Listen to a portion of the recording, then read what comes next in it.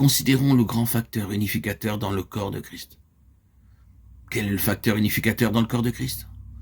Ce n'est pas une acceptation mutuelle de certaines vérités présentées. Cela ne constitue pas le corps de Christ. Ce n'est pas que nous acceptons tous de croire certaines doctrines. Le facteur unificateur du corps de Christ est l'Esprit Saint. Nous avons tous en effet été baptisés dans un seul esprit pour former un seul corps. 1 Corinthiens 12, 13. Il y a un seul corps et un seul esprit. Éphésiens 4, 4.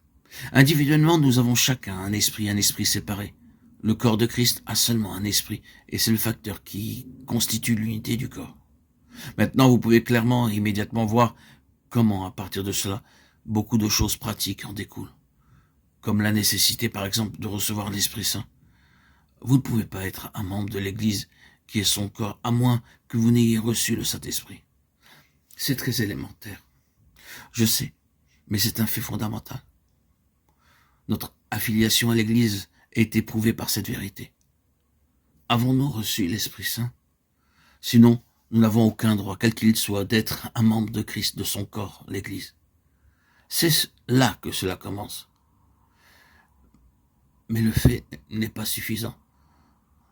La fonction est nécessaire, et pour que le corps fonctionne, il est non seulement nécessaire que les membres reçoivent l'Esprit Saint, mais que l'Esprit Saint puisse avoir sa pleine place dans chaque membre, sa pleine place.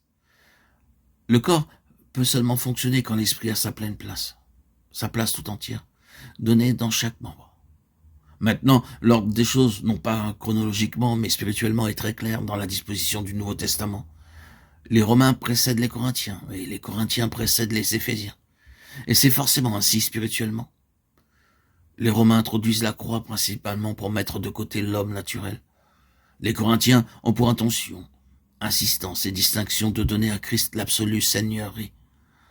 Tout le trouble à Corinthe provenait du fait que le Seigneur Jésus n'était pas à sa place en tant que tête souveraine, comme Seigneur. Et la parole de l'apôtre déclare, nous proclamons le Christ Jésus comme Seigneur.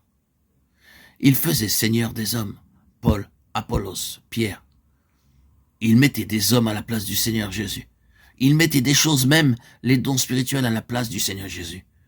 Il ne lui donnait pas sa juste place comme tête souveraine, absolue. Et la lettre a été rédigée dans ce but. Les Romains mettent de côté l'homme naturel. Les Corinthiens amènent Christ à sa place de Seigneur. Alors, la lettre aux Éphésiens peut s'introduire comme appuyée sur ces deux principes. L'homme naturel mis de côté et le Seigneur Jésus établi comme Seigneur. Et vous avez le corps présenté et fonctionnant sur cette double base. Vous ne pouvez pas avoir une expression du corps de Christ que lorsque l'homme naturel a été mis de côté.